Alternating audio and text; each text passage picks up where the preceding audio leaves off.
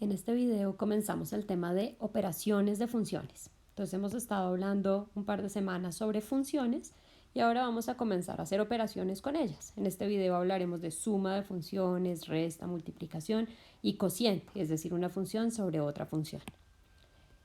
Por ejemplo, si tenemos dos funciones, una función f y una función g, podemos crear nuevas funciones a partir de ellas. Por ejemplo, esta función que llamamos f más g o esta función que llamamos f menos g. Este es el nuevo nombre de una función. Ahora, lo que hacemos es que esta nueva función la definimos de una forma muy obvia. Decimos que si cogemos esta nueva función f más g y la evaluamos en x, va a ser lo mismo que coger f evaluada en x y sumarle g evaluada en x. Y lo mismo vamos a hacer con esta. Entonces f menos g evaluada en x va a ser esto. Lo mismo para la multiplicación y lo mismo para la división. Obviamente la división con la condición de que el denominador sea distinto de 0. Veamos algunos ejemplos de esto. Entonces, vamos a coger esta función f de t, que es igual a t sobre t menos 3, y esta función g de t, que es raíz de 49 menos t cuadrado. Y vamos a pensar en f más g de t, vamos a coger 3f menos 2g de 5, f por g de 10, etc. Y vamos a ver qué pasa en cada caso. Entonces, primero, f más g de t, por definición, es f de t más g de t. Así fue como definimos esta nueva función. Ahora reemplazamos. F de t es esto, después más, y g de t es esto de acá. Y ya, acabamos de crear una nueva función. Todo esto es la función f más g de t. Veamos este segundo ejemplo. Acá vamos a armar esta función. Esta función se va a llamar 3f menos 2g.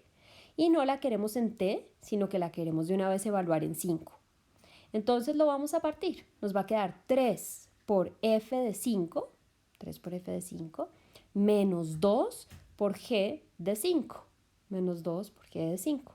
Y ya simplemente hacemos 3 multiplicado por lo que sea f de 5.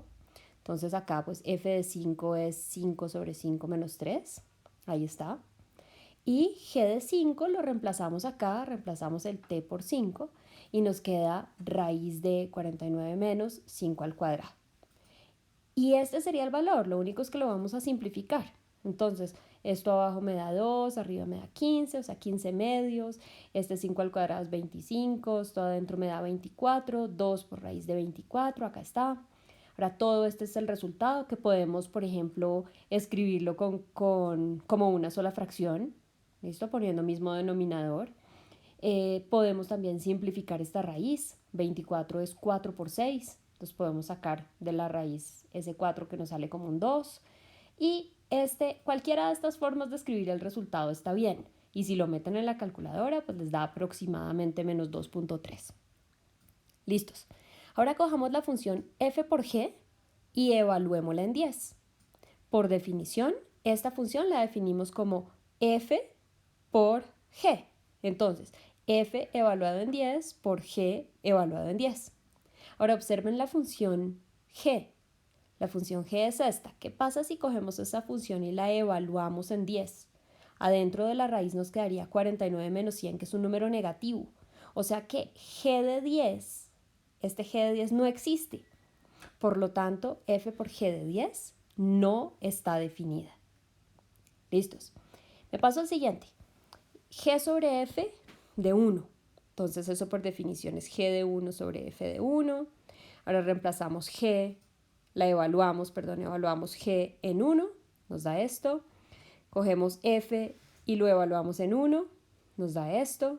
¿Listo? Y ya, y hacemos los cálculos. Entonces acá arriba nos queda raíz de 48, abajo nos queda 1 sobre menos 2, o sea, menos 1 medio.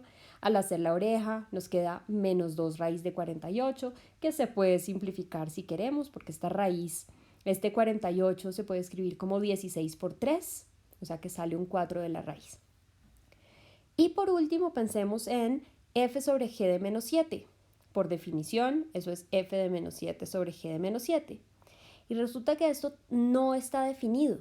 Ahora, ¿por qué no está definido? Porque g de menos 7, observen la función g de menos 7 es esto de acá, es decir, raíz de 0, es decir, 0. Y para que esta función exista necesitamos que el denominador no sea 0. Por lo tanto, en menos 7 esta función no está definida.